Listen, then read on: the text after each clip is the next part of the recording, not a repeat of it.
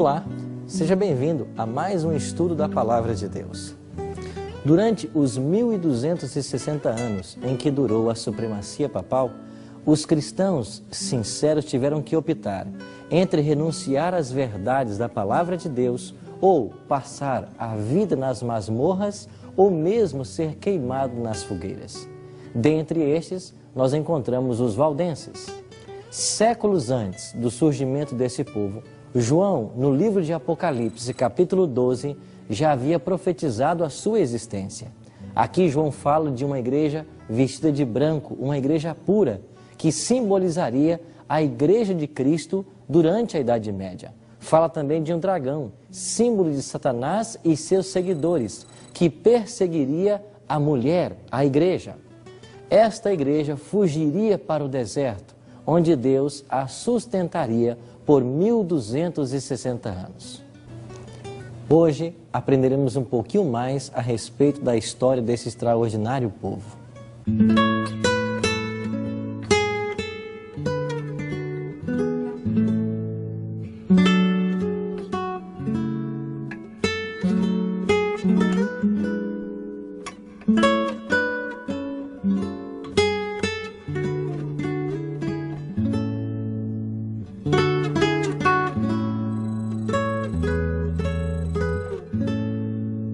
Ao tentar impor a religião e as suas práticas, a Igreja Romana encontrou maior oposição nas suas próprias terras, onde havia firmado seu poderio, aqui na Itália.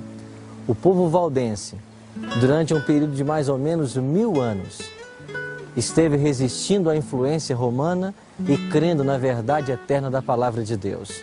Em escolas como esta, desde criança eles eram ensinados a aprender da Palavra de Deus e a viver de acordo com suas regras. Um povo simples, humilde, que cria em Deus e em sua Palavra e buscavam servi-lo de todo o coração.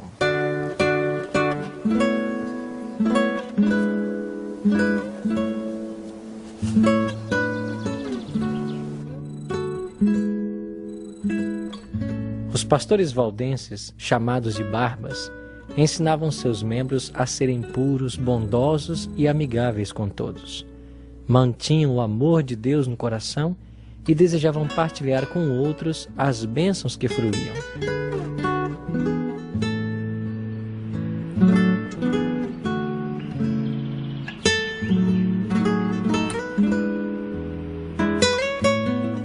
Pastor, como era a educação dos jovens valdenses? A educação, ou a formação dos pregadores, porque isso era uma escola de pregadores valdenses, era muito interessante. Eles não tinham todos esses livros de teologia e de história e outras coisas como nós usamos hoje. O livro básico era apenas a Palavra de Deus. E eles, no caso, vinham aqui por 4 invernos e ficavam nesse local aqui, sem sair, estudando a Palavra de Deus e se preparando para pregar o Evangelho em outros lugares. Terminados esses 4 invernos, eles ficavam por 1 ano num lugar distante, se consagrando para assumir o perfil de um verdadeiro ministro ou pregador. Ele era então ordenado e enviado para os lugares mais difíceis para pregar o Evangelho. E o seu trabalho como pregador era vitalício. Ele continuava pregando a fé valdense, até que suas energias se fossem pela idade ou a doença, ou então que ele fosse martirizado. Mas para eles, esse era um trabalho vitalício, e enquanto eles tivessem energia, eles continuavam pregando a Palavra de Deus.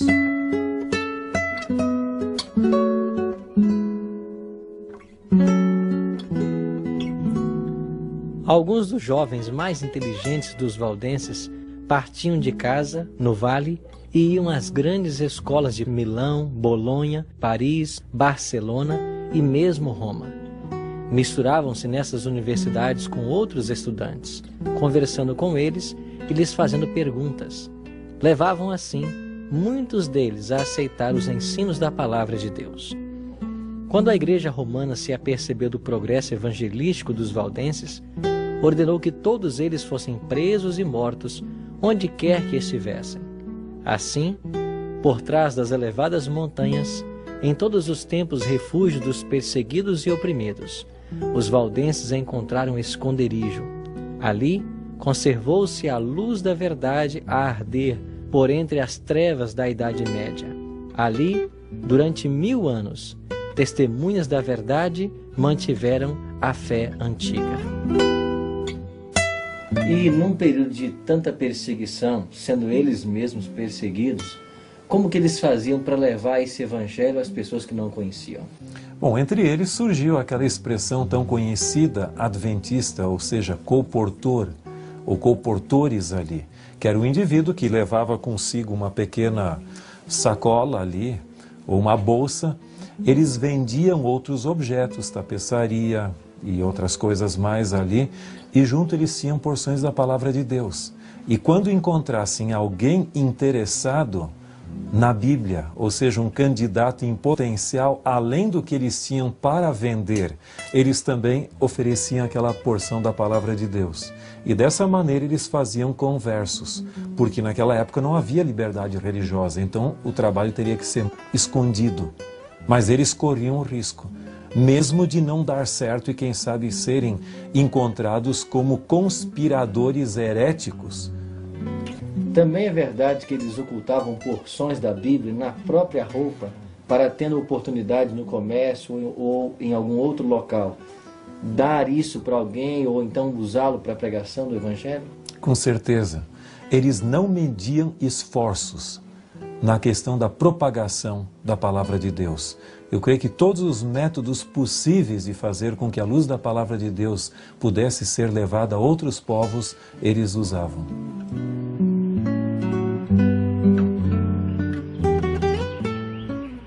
Os missionários valdenses estavam invadindo o reino de Satanás. Os chefes papais viram um grande perigo para sua causa no trabalho desses humildes itinerantes. Roma decidiu então exterminá-los da terra. Em 1177, o Papa Alexandre III promulgou uma bula contra os valdenses. Esta bula convoca todos os membros da Igreja Romana para se unirem à cruzada contra os assim chamados hereges. Como incentivo para esta obra cruel, a Igreja absolveria todas as penas e castigos eclesiásticos, desobrigava de qualquer juramento feito, legitimava o direito de qualquer propriedade que pudessem ter sido ilegalmente adquiridos e prometia remissão dos pecados aos que matassem alguns dos hereges. Começaram então as mais terríveis cruzadas contra o povo de Deus em seus lares montesinos. Várias vezes foram suas plantações destruídas, suas habitações e capelas incendiadas, mas apesar da carnificina que foram sujeitos, continuavam a mandar seus missionários espalhar a verdade preciosa.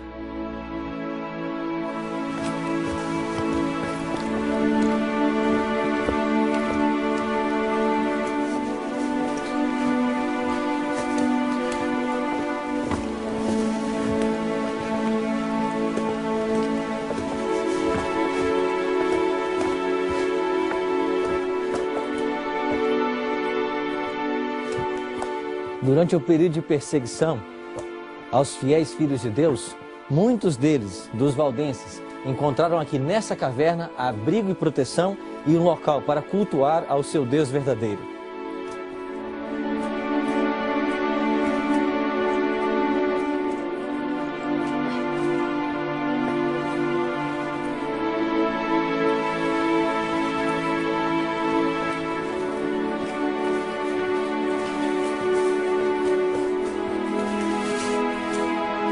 O que de fato acontecia nesse local? Esse era um templo, um esconderijo entre as montanhas, as rochas aqui, cumprindo basicamente a profecia que dizia que a igreja deveria fugir e se esconder ali. Aqui os valdenses conseguiram um lugar onde podiam pelo menos adorar a Deus num período em que não havia tolerância religiosa. Um dos incidentes mais trágicos da história valdense foi quando os inquisidores vieram a este lugar e, com o grande desejo de exterminar os valdenses, fecharam a entrada dessa gruta, de maneira que eles não pudessem sair. E então depois atearam fogo em tochas e outros objetos, jogaram por essa fenda para baixo aqui, e todos os valdenses que aqui estavam abrigados morreram asfixiados.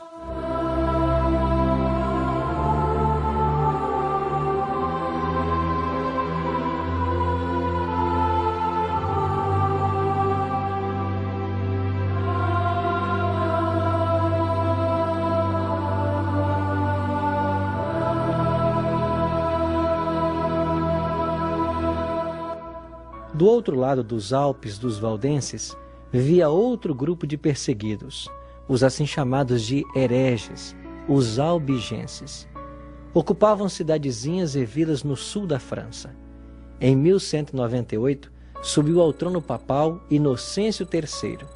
Ele então convoca os chefes de sua igreja para discutir a melhor maneira de destruir os valdenses e albigenses. Foi proclamada então uma cruzada, ou Guerra Santa, contra os albigenses em todos os países da Europa dominados pelo papado. Prometiam-se casas, terras e os bens dos hereges, aqueles que matassem esses dissidentes da igreja. Ao terminar a cruzada, milhares de albigenses haviam sido mortos. Apenas alguns conseguiram escapar pelas montanhas e se reunirem com os valdenses. Deus permitiu que relativa paz então chegasse para seus filhos fiéis, com o grande cisma dos papas. Este cisma se deu por causa da eleição de 3 papas ao mesmo tempo: João XXIII, em Pisa, na Itália, Bento ou Benedito XIII, de Avignon, e Clemente XII, de Roma. O problema do cisma só foi resolvido no Concílio de Constança, na Alemanha, quando no dia 11 de novembro de 1417, Odo Colonna foi eleito Papa e recebe o nome de Martinho V. Reiteradas vezes a perseguição retornava. Um desses perseguidores, um capitão chamado Lapalus, dirigiu seus soldados contra os valdenses no lado francês dos Alpes. Os valdenses viram que Lapalus tinha 20 vezes mais soldados do que eles. Então, pondo as crianças e os velhos em carroças, tangendo seus rebanhos, ovelhas e cabras adiante deles, começaram a subir as íngremes encostas dos montes. Entoavam salmos de Davi, enquanto ascendiam mais e mais alto acima do vale. Os abismos ressoavam aos sons de suas vozes. A maioria do grupo chegou à bem conhecida caverna no lado da montanha. As mulheres e crianças foram à pressa para o fundo da caverna, na profundidade da gruta, ao passo que os homens ficaram a vigiar na porta. Tinham pilhas de pedras para arremessar em quem quer que tentasse entrar. Lapalus viu o perigo de se aproximar por baixo. Então deu a volta e desceu por cordas, que seriam usadas para enforcar os valdenses até a boca da caverna. Os homens foram pegos de surpresa. Não haviam previsto um ataque de cima e pareciam paralisados ante o adversário.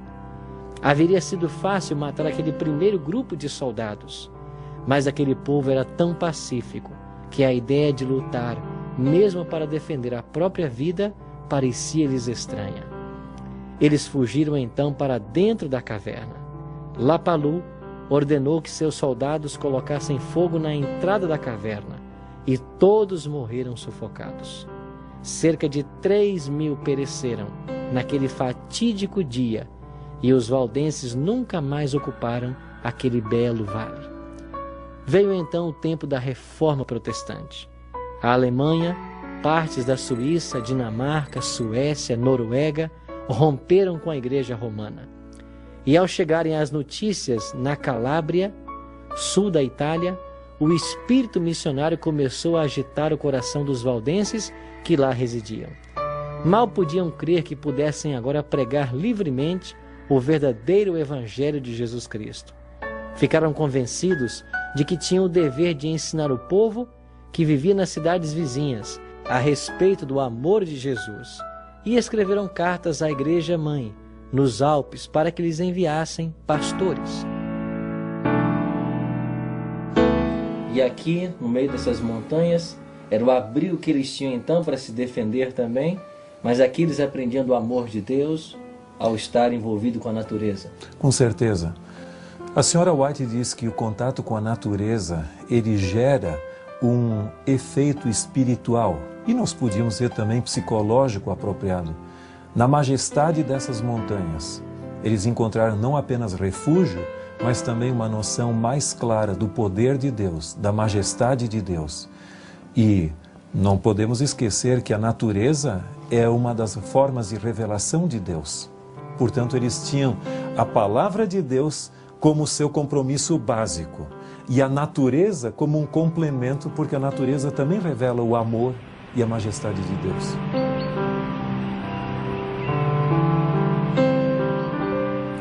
Dentre os povos da Europa, os valdenses foram os primeiros a ter uma versão da Bíblia na língua materna. Pastor Tim, quão importante era a Bíblia para os valdenses?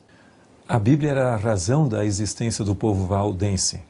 Sem a Bíblia, eles nem existência teriam. Em realidade, eles romperam com a tradição católica, a tradição da igreja, dos concílios e da autoridade papal, para deixar que Deus falasse a eles de uma forma bem clara através de sua palavra. Esse livro aqui, sobre essa mesa, onde muitos valdenses estudaram a palavra de Deus, é um símbolo desse compromisso que eles tinham com a palavra de Deus. Em realidade, os jovens valdenses e, obviamente, também os de mais idade, eles eram encorajados a não apenas estudar a palavra de Deus, mas memorizar grandes porções.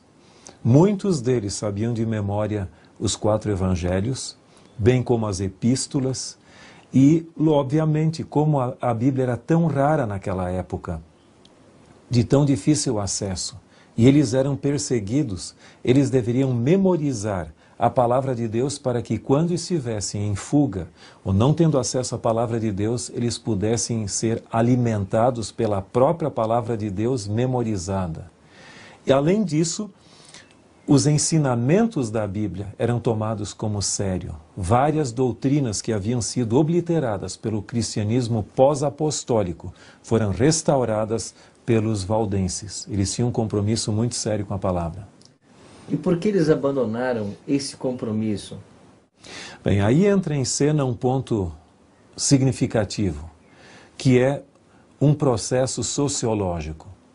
Estudos sociológicos da religião têm demonstrado que normalmente no 2º século de existência de um movimento religioso, depois que faleceram os pioneiros e aqueles que conheceram os pioneiros, esse movimento acaba perdendo a sua identidade e sendo reabsorvido pela própria cultura que tensionava originalmente reformar.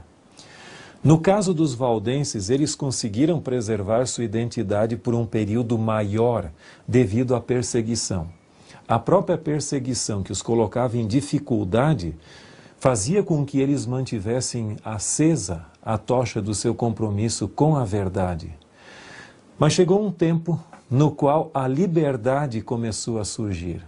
E a própria liberdade de culto, que por um lado lhes dava oportunidade de servir a Deus melhor, por outro lado, acabou fazendo com que a religião fosse muito livre, sem dificuldade de pagar um preço. E no ano de 1532, os valdenses aderiram oficialmente à Reforma protestante. E junto com a própria Reforma, eles também foram entrando num processo que se chama de aculturalização, ou seja, reabsorvidos pela cultura ou então presos à tradição religiosa dos tempos. E o que nós podemos fazer para não incorrermos no mesmo erro que eles? Eu creio que esse lugar onde estamos, ou seja, aqui o Colégio de Barba, que era uma das várias escolas valdenses aqui, é um símbolo de um lugar onde esse ambiente aqui e essa mesa era usada para estudar a palavra de Deus. Mas nós não temos mais ninguém aqui estudando. Isso não passam de ruínas, é um monumento. O grande risco que nós temos como igreja é passarmos por esse ciclo de ânimo, entusiasmo de um movimento, depois vamos nos institucionalizando e finalmente nós acabamos caindo numa tradição e nos secularizando. E então nós entramos naquilo que se chama a Igreja dos Monumentos, onde a história é importante, mas não há mais vigor espiritual. Não podemos, sob hipótese alguma, permitir que isso ocorra conosco como igreja e como povo do Advento, onde, finalmente, nossos seminários teológicos, nossas igrejas, não passam simplesmente de museus que contam uma bela e brilhante história do passado, mas que não tem vitalidade presente. Nós temos que evitar a perda da identidade. Isso só pode ocorrer com uma coisa: se nós mantivermos um constante apego à palavra de Deus, buscando nova luz e não nos contentamos com a luz que já tivemos. Nós temos que buscar nova luz. E um segundo ponto é manter a ênfase, o vigor evangelístico, ou seja, de pregar. Nossa missão não está concluída no mundo e nem compreendemos completamente a palavra de Deus. Portanto, devemos buscar sempre nova luz da palavra de Deus e proclamá-la aos confins da terra, cumprindo assim a nossa missão. Eu creio que se esses dois fatores, somados com a dedicação a Deus através da Bíblia e da oração, eu creio que nós podemos sobreviver a essa tendência, como eu mencionei, de aculturalização da fé.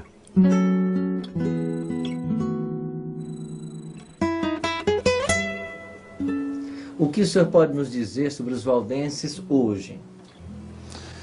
Eu creio que é um povo com uma rica história, uma maravilhosa tradição, mas que hoje perderam o entusiasmo. São pessoas que vivem de glórias passadas. Você tem algumas igrejas ainda aqui, no próprio Vale do Piemont, e também você tem alguns que migraram para outros lugares. Por exemplo, perto de Montevidéu, no Uruguai, há o que se chama de colônia valdense. Inclusive, algumas famílias, como Kairos, Planck, são de origem valdense e hoje são adventistas. Mas eles abdicaram de muitas daquelas verdades. Por exemplo, o sábado, que uma vez foi observado, pelo menos entre algumas dessas comunidades valdenses, não vamos dizer todas, mas alguns, foi totalmente abdicado. E eles assumiram mais ou menos o mesmo perfil de outras tradições protestantes que perderam sua identidade.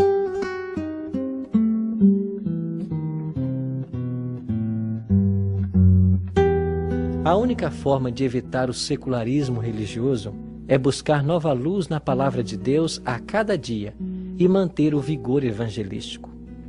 O primeiro impulso de um coração regenerado é levar outros ao Salvador. Tal foi o espírito dos cristãos valdenses. Todas as verdades que descobriam estavam dispostos a partilhar com o risco da própria vida. Por isso, gostaria de convidar você a tomar uma importante decisão hoje.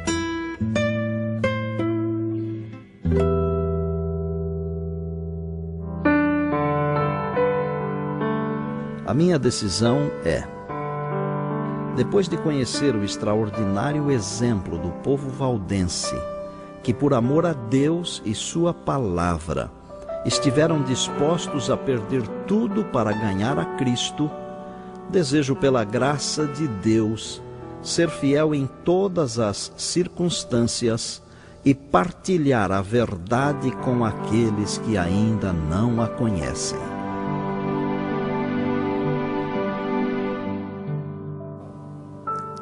Se esta é a sua decisão, ore comigo agora. Bondoso Deus e Pai, ajuda-nos a ter a fidelidade e a fé do povo valdense. Ajuda-nos, mesmo em tempo de provações, ficarmos do lado da verdade e assim estarmos cumprindo com o Teu querer. Tome conta de todos nós e que a Tua bênção repouse sobre a nossa vida. Te oramos em nome de Jesus. Amém. Como vimos hoje, os valdenses testemunharam da palavra de Deus, mesmo séculos antes do nascimento de Lutero. Plantaram a semente da reforma que se iniciou no tempo de Wycliffe, cresceu larga e profundamente nos dias de Lutero e deve ser levada avante até o fim do tempo, por aqueles que estão dispostos a sofrer todas as coisas pela palavra de Deus e pelo testemunho de Jesus Cristo. Em nosso próximo encontro, iremos conhecer a história de um dos heróis da fé, João Wycliffe, a estrela da manhã da Reforma. Até lá, que Deus o abençoe.